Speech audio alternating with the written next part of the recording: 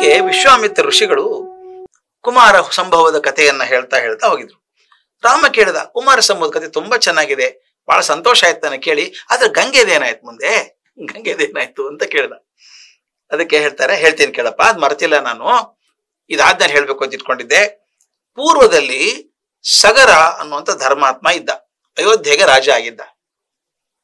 ಇಲ್ಲಿಗೆ ರಾಮನ ಹತ್ರ ತಂದ್ಬಿಟ್ರೆ ಕಥೆ ಅದನ್ನ. ನೀವು ಅಯೋಧ್ಯೆಯವ್ರು ತಾನೆ, ನೀವು ಅಯೋಧ್ಯೆ ರಾಜರು ತಾನೆ, ನೀವು ನಿಮ್ಮ ಮನೆತನದಲ್ಲಿ ಹಿಂದೆ ಒಬ್ಬ ಇದ್ದ, ಸಗರ ಅಂತ ಚಕ್ರವರ್ತಿ ಇದ್ದ. ಅವನಿಗೆ ಮಕ್ಕಳಿರ್ಲಿಲ್ಲ, ಮಕ್ಕಳಾಗ್ಬೇಕು ಅಂತ ಹಂಬಲಿಸ್ತಾ ಇದ್ದ. ವಿದರ್ಭ ರಾಜ್ಯದ ಮಗಳು ಕೇಶಿನಿ ಅನ್ನೋಕೆ ಅವನ ಹಿರಿಯ ಹೆಂಡತಿ, ಬಹಳ ಧರ್ಮಿಷ್ಠಳು, ಸತ್ಯಸಂಧೆ ಆಕೆ ಕೇಶಿನಿ ಅನ್ನೋಳು. ಸುಮತಿ ಅನ್ನೋಳು ಎರಡನೇ ಹೆಂಡತಿ. ಆ ಎರಡನೇ ಹೆಂಡತಿ ಕಶ್ಯಪ ಋಷಿಯ ಮಗಳು. ಅಂದ್ರೆ ಕಶ್ಯಪ ಋಷಿ ಮಗಳು ಅಂತಂದ್ರೆ ಗರುಡ ಇದ್ದಾನಲ್ಲ, ಗರುಡನ ಅಕ್ಕ, ಗರುಡನ ಅಕ್ಕ. ಆ ಸಗರ ತನ್ನ ಇಬ್ರು ಪತ್ನಿಯರು ಕರ್ಕೊಂಡು ಹಿಮಾಚಲಕ್ಕೆ ಹೋದ. ಆ ಭೃಗುಮುನಿಗಳಿದ್ದರಲ್ಲ, ಆ ಜಾಗದಲ್ಲಿ ತಪಸ್ ಮಾಡ್ತಾ ಇದ್ದ. ಮಕ್ಕಳಾಗ್ಲಿಲ್ಲ, ಇಬ್ರು ಹೆಂಡತರ ಕರ್ಕೊಂಡು ಹೋದ. ಭೃಗು ಪ್ರಸ್ರವಣ ಅಂತ ಜಾಗ, ಅಂದ್ರೆ ಭೃಗುಗಳು ತಪಸ್ ಮಾಡದಂತ ಜಾಗ. ಆ ಜಾಗದಲ್ಲಿ ಕೂತು ತಪಸ್ ಮಾಡೋಕೆ ಶುರು ಮಾಡಿದ. ತಪಸ್ಸು 100 ವರ್ಷ ನಡೀತು. ನಾನು ಈ ಮಾತನ್ನು ಹೇಳ್ಬೇಕಾದ್ರೆ ಒಂದು ವಿಷಯ ಹೇಳ್ಬೇಕು. ನಮ್ಮ ಪುರಾಣಗಳಲ್ಲಿ, ರಾಮಾಯಣ ಮಹಾಭಾರತಗಳಲ್ಲಿ 100,000 ಲೆಕ್ಕನೇ ಇಲ್ಲ. ಏನಕ್ಕೆ ಇದ್ರು 1000 ವರ್ಷ ಆಯ್ತು, 100 ವರ್ಷ ಆಯ್ತು ಅಂತ ಹೇಳ್ತೀವಿ. ಅಂದ್ರೆ ಅದನ್ನ ಬಹಳ ಸೀರಿಯಸ್ ಆಗಿ ತಗೊಂಡು ಕ್ಯಾಲೆಂಡರ್ ಹಿಡ್ಕೊಂಡು ಯಾವ ಇಸ್ವಿಯಿಂದ ಯಾವ ಇಸ್ವಿ ಅಂತ ಕೇಳಬಾರ್ದು. ಬಹಳ ವರ್ಷ ಅಂತ, ದೀರ್ಘಕಾಲ ಅಂತ, ದೀರ್ಘಕಾಲ ತಪಸ್ ಮಾಡಿದ್ರು. ಆ ಭೃಗುಮುನಿಗಳು ತಪಸ್ಸಿಗೆ ಸಂತುಷ್ಟರಾಗ್ಬಿಟ್ಟು, ರಾಜ ನಿನಗೆ ದೊಡ್ಡ ಸಂತಾನ ಆಗ್ತದಪ್ಪ, ಚಿಂತೆ ಮಾಡಬೇಡ, ದೊಡ್ಡ ಕೀರ್ತಿ ಗಳಿಸ್ತೀಯ ನೀನು ಚಕ್ರವರ್ತಿಯಾಗಿ. ನಿನ್ನ ಪತ್ನಿಯರೊಳಗೆ ಇಬ್ಬರಿದ್ದಾರಲ್ಲ, ಒಬ್ಬಳಿಗೆ ವಂಶ ಮುಂದುವರಿಸುವಂತ ಒಬ್ಬ ಮಗ ಸಿಗ್ತಾನೆ, ವಂಶವನ್ನ ಮುಂದುವರಿಸುವಂತ ಒಬ್ಬ ಮಗ ಸಿಗ್ತಾನೆ. ಇನ್ನೊಬ್ಬಳಿಗೆ 60,000 ಜನ ಮಕ್ಕಳು ಸಿಗ್ತಾರೆ. ಅಂದ್ರೆ ಒಟ್ಟು ನಿನಗೆ 60,000 ಜನ ಮಕ್ಕಳಾಗ್ತಾರೆ ನಿನಗೆ ಅಂತ ವರ ಕೊಟ್ರು. ಈ ಇಬ್ರು ರಾಜ ಪತ್ನಿಯರಿಗೆ ಬಹಳ ಖುಷಿ ಆಯ್ತು. ಆದ್ರೆ ಪ್ರಶ್ನೆ ಬಂತು, ಮತ್ತೆ ಕೈ ಮುಗಿದು ಕೇಳಿದ್ರು, ಬ್ರಹ್ಮರ್ಷಿಗಳೇ, ವರಯನ್ನು ಕೊಟ್ರಿ, ಯಾರಿಗೆ ಒಬ್ಬನು, ಯಾರಿಗೆ 60,000? ಇಬ್ಬರಿದ್ದೀವಲ್ಲ, ಯಾರಿಗೆ ಒಬ್ಬನೇ ಮಗ ಆಗ್ತಾರೆ, ಯಾರಿಗೆ 60,000 ಆಗ್ತದೆ ಅಂತ. ಅವನಂತ ನಿಮಗೆ ಬಿಡ್ತೀನಿ ಅದನ್ನಂತ, ನೀವೇ ಆರಿಸ್ಕೊಳ್ಳಿ. ಯಾರಿಗೆ ಒಬ್ಬ ಮಗ ಬೇಕು, ವಂಶ ಬೆಳೆಸುವಂತವನು ಒಬ್ಬನಾಗ್ತಾನೆ, ಇನ್ನು 60,000 ಜನ ಪರಾಕ್ರಮಶಾಲಿಗಳಾದಂತ ಮಕ್ಕಳಾಗ್ತಾರೆ, ಏನ್ ಬೇಕು ನಿಮಗೆ ಕೇಳ್ಕೊಳ್ಳಿ ಅಂತ ಕೇಳ್ದ.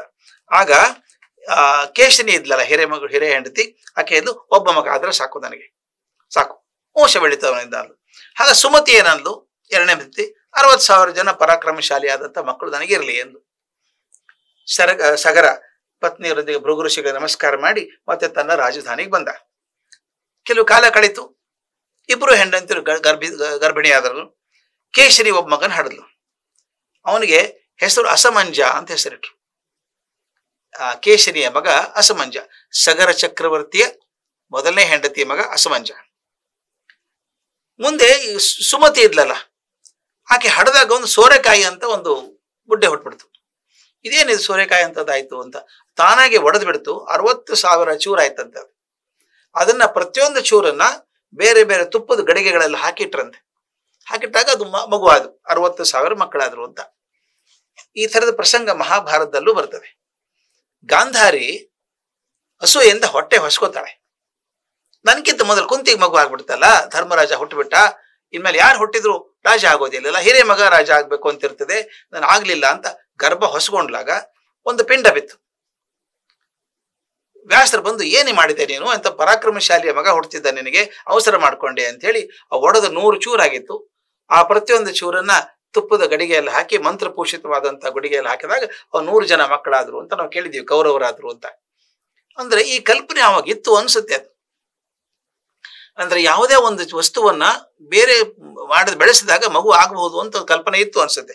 ಅದೇ ರೀತಿ ಇಲ್ಲಿ 60,000 ಗಡಿಗೆಗಳಲ್ಲಿ ಹಾಕಿಟ್ಟಾಗ ಅವೆಲ್ಲ ಮಕ್ಕಳಾಗಿ ಬೆಳೆದು ಕಾಲಕ್ರಮದಲ್ಲಿ ಹೇಳು ದೊಡ್ಡ ತರುಣರಾದ್ರು, ಮಹಾಪರಾಕ್ರಮಶಾಲಿಗಳಾದ್ರು, ರೂಪವಂತರಾದ್ರು, ನಡೀತು.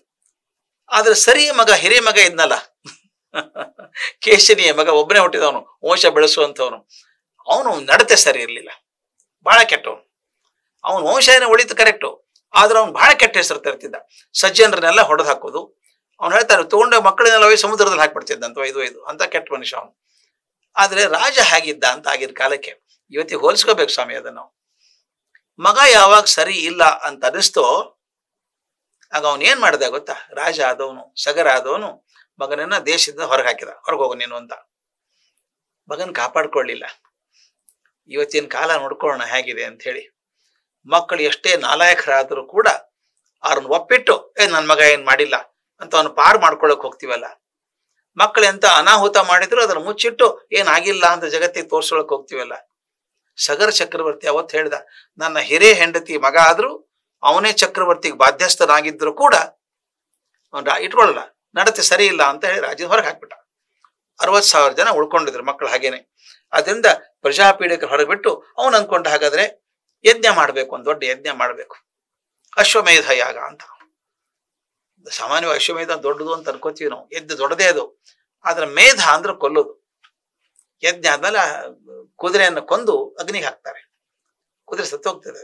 ಅಶ್ವಮೇಧ ಯಾಗ ಮಾಡ್ಬೇಕು ಅಂತ ತೀರ್ಮಾನ ಮಾಡ್ಕೊಂಡ. ಹೇಳಿ ತಮ್ಮ ಕೃಷಿಗಳನ್ನ ಕರೆದ, ನೋಡಪ್ಪ ನಾ ಯಜ್ಞ ಮಾಡ್ಬೇಕಂತಿದ್ದೀನಿ, ತಾವೆಲ್ಲ ನಾನು ಸಹಾಯ ಮಾಡ್ಬೇಕು ಅಂತ. ಮಾಡು, ಚೆನ್ನಾಗಿ ಮಾಡ್ತೀವಿ, 60,000 ಮಕ್ಕಳಿದ್ದಾರಲ್ಲ, ಇನ್ನೇನ್ ಚಿಂತೆ ನಿಮಗೆ ಅಂತ ಹೇಳಿ ಯಜ್ಞ ಪ್ರಾರಂಭ ಮಾಡಿದ್ರು ಅನ್ನುವಲ್ಲಿಗೆ ಈ ಬಾಲಕಾಂಡದ 38ನೇ ಸರ್ಗ ಮುಗಿತು.